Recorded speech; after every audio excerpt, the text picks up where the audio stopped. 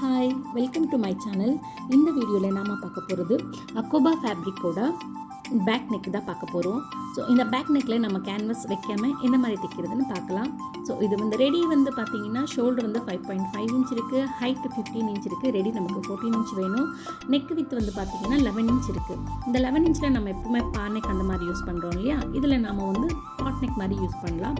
So அதனால் இதுக்கு நம்ம மெஷர்மெண்ட் பார்த்துக்கலாம். ஷோல்டர் 5.5 இன்ச் எடுத்துருக்கிறதுனால ஸோ நான் ஷோல்டர் 2.5 இருந்தால் போதும். எனக்கு 3 இன்ச் வித்து, அப்புறமா கீழே 3 இன்ச் வித்து வச்சு ஒரு பாட் நெக் எழுதிக்கிட்டு இதுக்கு நாட்டுக்கு வைக்கிறதுனால ஸோ நாட்டுக்கு கூட நம்ம 2 இன்ச் அளவுக்கு மார்க் பண்ணிக்கலாம். 2 இன்ச் அளவுக்கு மார்க் பண்ணிவிட்டு கீழே 1/2 இன்ச் நம்ம ஸ்டிச்சிங்காக அளவு எடுத்துருப்போம் இல்லையா, அதை மேலே அப்படியே அக்கோபாக்கு மேலே ஃபேப்ரிக் வச்சுட்டு ஸோ லைனிங் எங்கே நம்ம என்னென்ன மார்க் பண்ணியிருக்கிறோமோ அந்த மார்க் மேலேயே நம்ம இப்போ தையல் போட்டுக்கலாம். இந்த தையல் போடும்போது இந்த நெக்கிட்டே வரும்போது நம்ம இந்த நாட்டு வைக்கிறோம் இல்லையா, நாட்டு எங்கே மார்க் பண்ணியிருக்கிறோமோ அங்கே வச்சு ஒரு தையல் போட்டுக்கிட்டு ஸோ நெக் டிசைன் எந்த அளவுக்கு வரைஞ்சிருக்கிறோமோ அதை மேலேயே நம்ம ஒரு தையல் போட்டுட்டு வந்துடலாம் இந்த மாதிரி. ஸோ இந்த ஷேப் எந்த ஷேப் உங்களுக்கு வேணுமோ அது கூட நீங்கள் ட்ரா பண்ணிவிட்டு இது அதே மாதிரியே திருப்பிக்கலாம். புதுசாக பிகினர்ஸ் ரெடி தைக்கிறதுக்கு ஸ்டார்ட் பண்ணுறீங்கன்னா இந்த மாதிரி பிளான் பண்ணுங்கள். உங்களுக்கு எந்த கேன்வாஸ் இல்லாமையும் இது நல்லா தான் வரும். பாருங்கள், இந்த மாதிரி கவர் ஷேப்லலாம் பார்த்து கரெக்டாக தைச்சிக்கிட்டிங்கன்னா கரெக்டான ஒரு இது வரும். ஸோ இப்போ லைனிங் நம்ம கட் பண்ணிக்கிட்டோன்னா லைனிங் அப்புறம் மெயின் ஃபேப்ரிக் ரெண்டும் கட் பண்ணிட்டோன்னா இந்த மாதிரி ஷேப்புக்கு உங்களுக்கு வந்துடும்.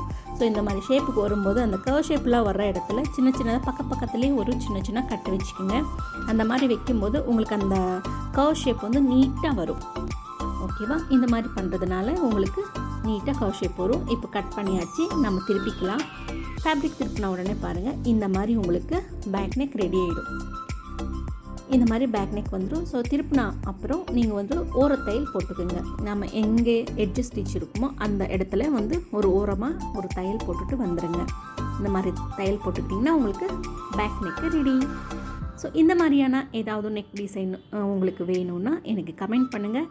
நான் இதுலேயே சிம்பிளான டிப்ஸோடு உங்களுக்கு சில டிசைன்ஸ் நான் உங்களுக்கு காட்ட போகிறேன்.